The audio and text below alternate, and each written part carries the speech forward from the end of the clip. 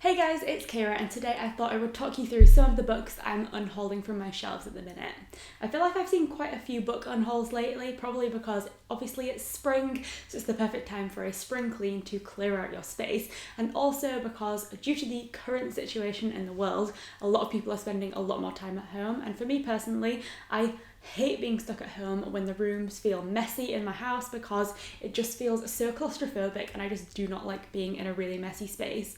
Whereas when I've cleaned out the space and it's nice and tidy basically, I just feel a lot calmer and a lot happier. So I thought now would be the perfect time to clear off my bookshelves, because if you have seen my bookshelves in any of the reading vlogs I've done, you'll know that I don't have a huge amount of space for books and my shelves are double stacked.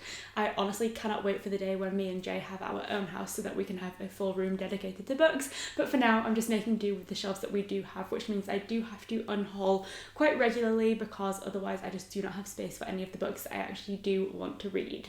So when it comes to unhauls for me, I'm either just focusing on books that I didn't like, or maybe books that I did enjoy but just don't see myself rereading again, and maybe ones that I think would just have a better place with someone else. So without further ado, I think I've got about 10 to 14-ish books, somewhere in that region, and I will just talk you through the books I'm getting rid of and why. So first up is a book that I don't actually know why I've kept on my shelves for so long, because I've talked about disliking this book several times, and that is We Need to Talk About Kevin by Lionel Shriver. I read this book maybe 2 summers ago now, so like I said, it's been on my shelves for quite a while and I was super disappointed by this book.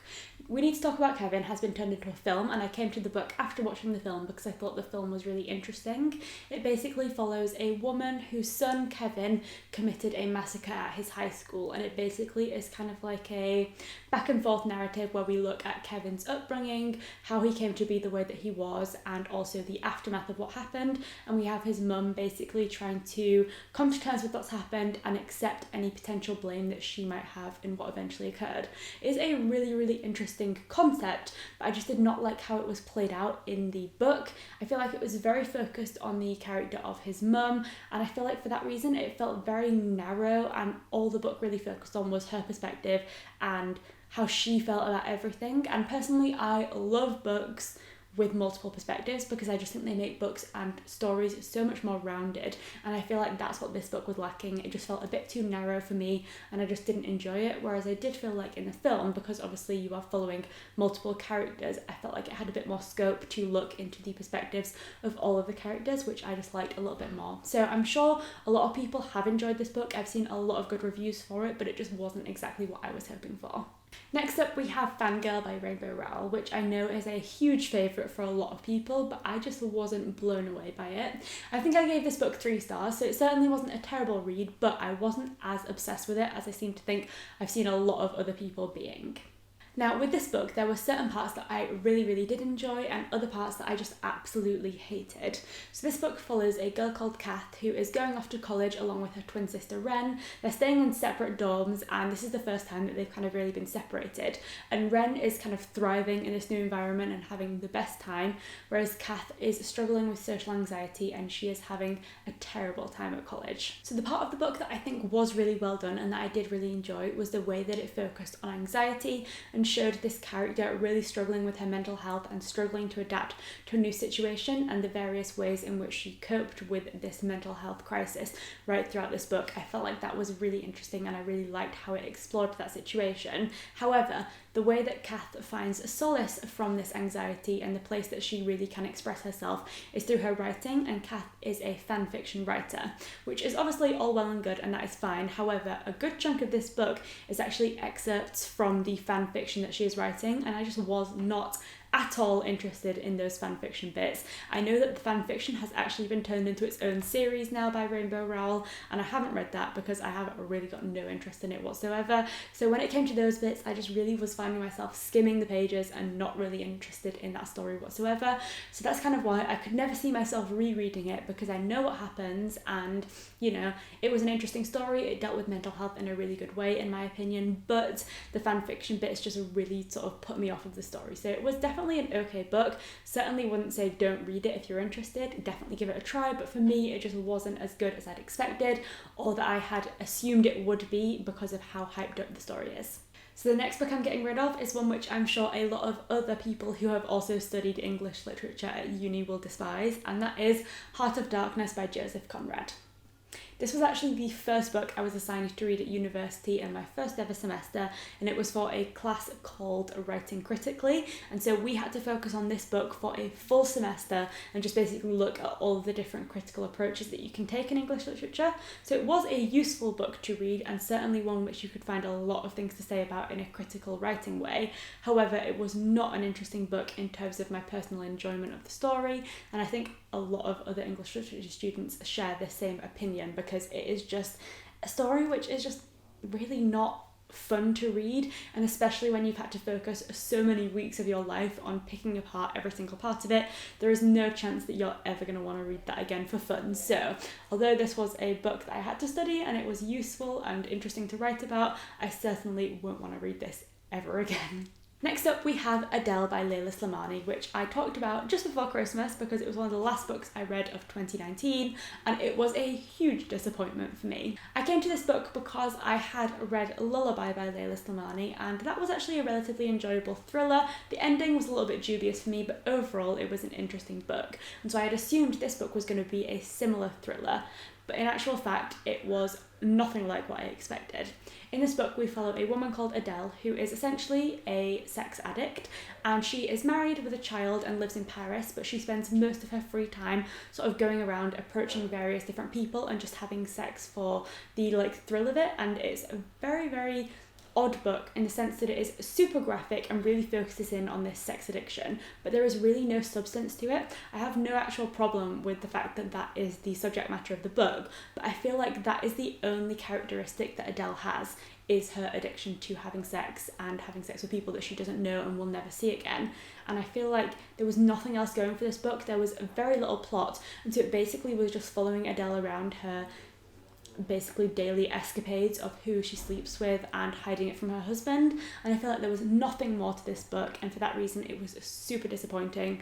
There was no sense of thriller in this book, which is what I'd expected, and it was just really disappointing, so I definitely would not recommend this one. So at the beginning of 2020 I decided to do a 24-hour readathon where I focused on reading some of my childhood favourite books, and I will link that down below because it was such a fun day. It was really nice to just have that nostalgic feeling of reading all of those books I had read when I was so much younger, and the books that had kind of kick-started my love of reading when I was a child, and so it was a really, really fun 24-hour readathon. But because I read children's books and books for very young teenagers and stuff, I certainly can't see myself rereading those books again. It was really fun to delve back into the world of the books that had made me love reading, but I'm certainly not planning to read them again anytime soon, so I thought they would be much better placed in a charity shop where a child or teenager who is actually in need of books for people of their own age can actually find them. So I just wanted to share those books just quickly. So we have Love Lessons by Jacqueline Wilson, Anger Songs and Full Frontal Snogging by Louise Renison,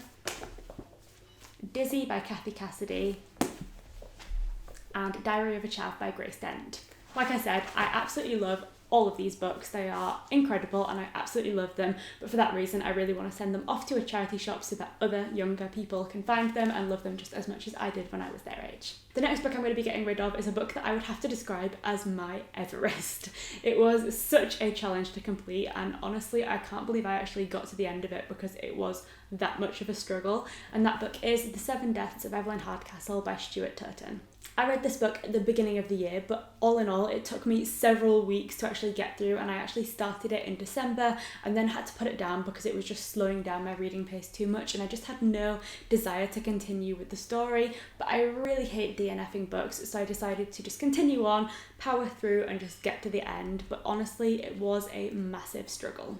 This is a murder mystery type book with a bit of a twist because we basically follow this story of a man who wakes up in a body that he doesn't recognise at a place where he thinks a woman has just been murdered.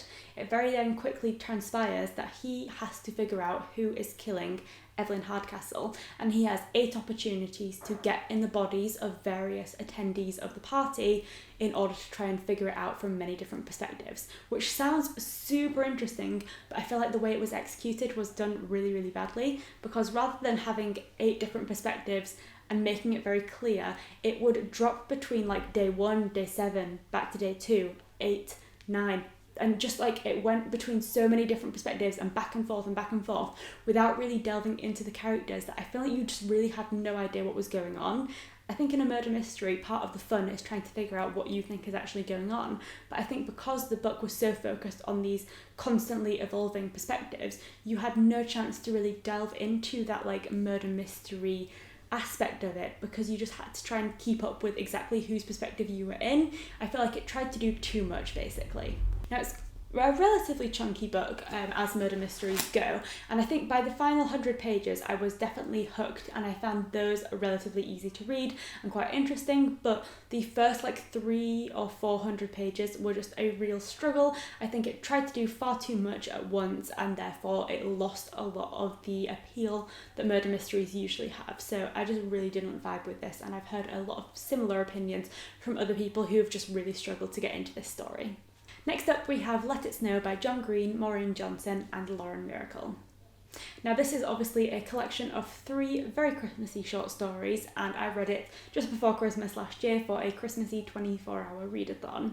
Now, I did enjoy the stories to some extent. I really liked Maureen Johnson's one, Lauren Miracle's one was quite good, but I didn't really like John Green's. But overall, it was just a very fun and light-hearted collection of Christmassy stories that were perfect for the festive season. However, they were very, very light-hearted. They didn't have a huge amount of depth to them, so I really don't think it's the type of book that I could see myself going back to over and over again like you do with some books that have a little bit more depth. So although this is a fun book, and if you are looking for a light-hearted Christmassy read when it comes to next Christmas, definitely recommend trying this one because it is a fun collection of stories, but it's probably not something I could ever see myself picking up again. Next up, we have Tethels All the Way Down by John Green, which is a book that kind of presents itself as a mystery, in which we have this young girl, Aza, who is trying to figure out the mystery of a man that's gone missing in her town in order to claim a reward. And although that mystery certainly does make up part of the story, what this book really focuses on is Aza's struggle with OCD. Now, this is a book which presents itself as a mystery because we have this 17-year-old girl, Aza, who is trying to figure out the mystery of a person that's gone missing in her town in order to claim a reward.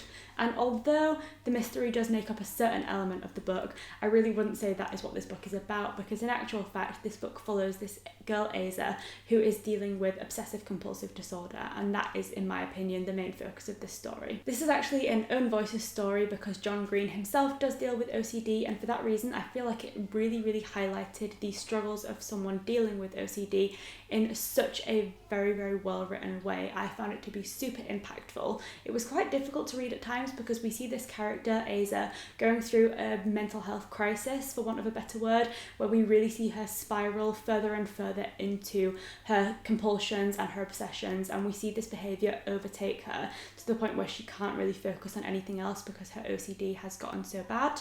But I found it to be really, really interesting to read about because OCD is something that I have no personal experience with and had also never read about before. So I found the fact that it was written by someone who had personal experience of the disorder to be really important, because I knew that when I was reading it, it was actually referencing things that were accurate to a real life experience. Now, of course, OCD is a very personal disorder, and so of course John Green could only reflect his own experiences, and it doesn't necessarily mean to say that this character is reflective of everyone who deals with OCD. But I do think that in terms of reading about a disorder like this for the first time, knowing that it was an own voices story and that it was reflective of someone's real life experience was really important, because I then felt like I was definitely learning more about a disorder that I had never really read about before. Now, overall, like I said, I do think this was a very well-written book in terms of giving me a really clear insight into OCD, and if you are all interested in reading about mental health, and in particular OCD, I'd definitely recommend this book because I do think it handles it very well. It is very graphic and difficult to read at times because of how raw the experience is, but I think that's really important for giving an accurate portrayal, so I definitely recommend it for that. But like some of the other books I've mentioned today, I just don't see myself rereading this one, particularly because it is kind of like a younger YA book, and so I'm not really drawn to those books as much anymore, but if you are interested in that topic, I definitely recommend it. The next book I've got is Awakened by James Murray and Darren Weirmouth. Now, I wish I could tell you more about this book, but honestly, I have nothing to say about it because I haven't read it and I actually have really no clear idea about what it's about. Jay and I actually picked up this book from Waterstones because if you've ever seen Impractical Jokers, one of the Jokers is called Murr, and he is James Murray. So he wrote this book, and we found out that he was doing a signing at Waterstones, so we thought we'd go along, get the signed copy, and obviously get a picture with him because we both really enjoy Impractical Jokers.